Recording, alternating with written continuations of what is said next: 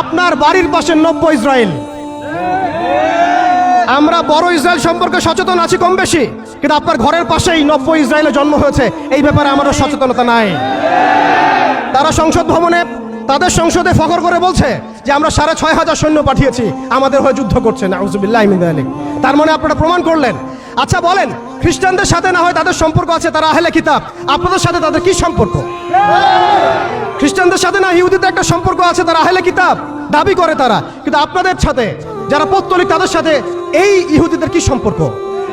শুধু তাই নয়, আমরা লক্ষ্য করছি, আমরা আমাদের পার্শ্ববর্তী নব্য ইসরায়েলের মধ্যে লক্ষ্য করছি মুসলিমদেরকে তারাবির নামাজে টর্চার করা হলো, হোলি উৎসবের নামে মুসলিমদেরকে নির্যাতন করা হলো।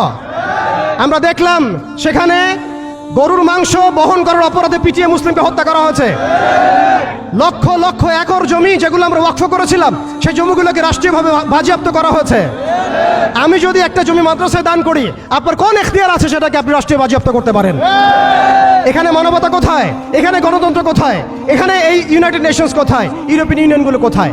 আপনাদের এই সব তথাকথিত তন্ত্রমন্ত্রগুলো এবং তথাকথিত মতবাদগুলো একটা এজেন্ডাই বাস্তবায়ন করছে, তারা পুরো বিশ্বে শুধু দাজ্জালের শাসন কায়েম করতে চায়।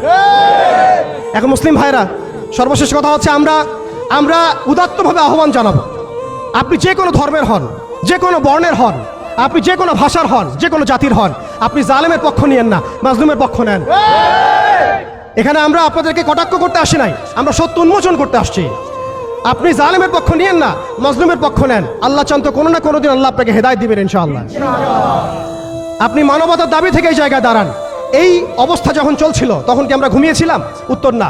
বিগত 100 বছর আমরা ঘুমিয়ে থাকি নাই, সবাই চেষ্টা করেছে কম বেশি, কিন্তু এইসব তন্ত্রমন্ত্রের জালের মধ্যে পড়ে, এইসব তন্ত্রমন্ত্রের গোলকধাঁধায় পড়ে, এইসব নৈতিকতার অবক্ষয়, ইমানের দুর্বলতা, হারাম খাওয়া, সুদে লিপ্ত হওয়া, আমাদের এই মাদক, এই জেনা, এই ফ্রি মিক্সিং, এই পর্নোগ্রাফি, এই সমস্ত কিছুর মধ্য দিয়ে আজকে আমরা আমাদের সেই ইমানি জাজবাকে হারিয়ে ফেলেছি। এখন সময় হচ্ছে সেই জাজবাকে আবার ফিরিয়ে নিয়ে আসা। অতএব আমাদের করণীয় এখান থেকে উঠে আসবে।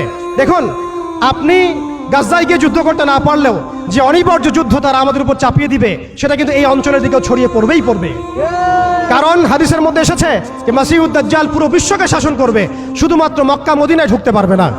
অতএব সারা বিশ্বের মধ্যে সে যুদ্ধের দাবানল ছড়িয়ে দিবে, এতে কোনো সন্দেহ নাই। আপনি খেয়াল করে দেখেন, আফ্রিকার কন্টিনেন্ট, ইয়েমেনের কন্টিনেন্ট, অ্যারাবিয়ান কন্টিনেন্ট এবং আমাদের এই আঞ্চলিক কন্টিনেন্ট, প্রত্যেকটা কন্টিনেন্টের মধ্যেই তারা যুদ্ধ ছড়িয়ে দিয়েছে এবং তারা একটা ভাষা আমাদেরকে শিখিয়ে দিয়েছে, অপশন দিয়ে দিয়েছে, হয় আপনি তাদের দাসত্ব করবেন, না হলে আপনি মরবেন। তারা আপনাকে আমাকে একটা অপশন দিয়েছে, আপনি তাদের দাসত্ব করেন, তারা আপনাকে ভালো রাখবে, আপনি তাদের দাসত্ব করবেন না, তারা আপনাকে মাটির সাথে মিশিয়ে ফেলবে। যেসব মুসলিম কান্ট্রি দেখুন, খেয়াল করে, যেসব মুসলিম কান্ট্রি তাদের দাসত্ব করেছে, যেসব মুসলিম কান্ট্রি তাদের দাসত্ব করেছে, তাদের আনুগত্য করেছে, সেই সব আরব মুসলিম কান্ট্রিকে তারা কিছুই বলছে না, কিছুই করছে না। তাদের কাছে তেল আছে, সেই তেল তারা দিচ্ছে, তাদের কাছে অর্থনৈতিক সাপোর্ট আছে, এটা তারা দিচ্ছে। তাদের জমি ব্যবহার করে সেখানে বোম্বিং করা হয়েছে। আমরা দেখেছি কিভাবে পাকিস্তানের জমি ব্যবহার করে আফগানিস্তানে বোম্বিং করা হয়েছে। আমরা দেখেছিলাম ইরাক ইরান যুদ্ধ লাগিয়ে সেখানে বোম্বিং করা হয়েছিল। আমরা লিবিয়া, সোমালিয়া, মালি, এই তারপরে আপনার ইয়েমেন, জর্ডান, লেবানন, প্রত্যেকটা জায়গার মিসাল দিতে পারি যেখানে মুসলিম ভূমিগুলোকে ব্যবহার করে তারা মুসলিমদের উপর বোম্বিং করেছে আর মুনাফিকদেরকে তাদের সহযোগী হিসেবে রেখেছে। অতএব তাদের অপশন হচ্ছে, হয় আপনি তাদের দাসত্ব করবেন, না হলে মরবেন। যারা দাসত্ব করেছে তারা সুখে আছে, তাদের কোনো সমস্যা নাই। ইভেন গাজাবাসীর কান্না ওদের কানে পৌঁছায় না। এই বাচ্চাদের মগজের খুলি তাদের কাছে, তাদের চোখে ভাসে না। এই বন্ধের ধর্ষণের চিৎকার তাদের কাছে যায় না। এই শিশুদের হাহাকার তাদের কাছে যায় না।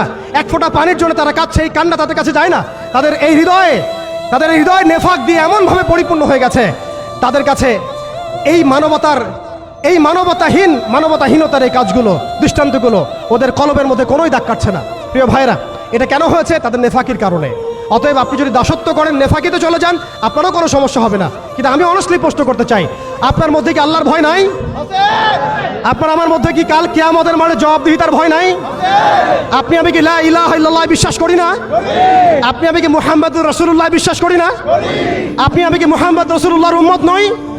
অতএব আমরাও কখনোই কারো দাসত্বের দিকে যাব না ইনশাআল্লাহ। আমরাও ইনশাআল্লাহ তাআলা কোশ্চিনকালে এই জায়নিস্ট মুভমেন্টের, এই পশ্চিমাদের, এই দাজ্জালের অনুসারীদের দাসত্বের মধ্যে কখনো যাব না ইনশাআল্লাহ। তারা আমাদেরকে অপশন দিয়েছে, হয় দাসত্ব করো, না হলে মরো। আমরাও বলে দিব, আমরা ইনশাআল্লাহ তাআলা শহীদ হয়ে যাব, তবু তোমাদের দাসত্ব করবো না ইনশাআল্লাহ। দাসত্ব না স্বাধীনতা।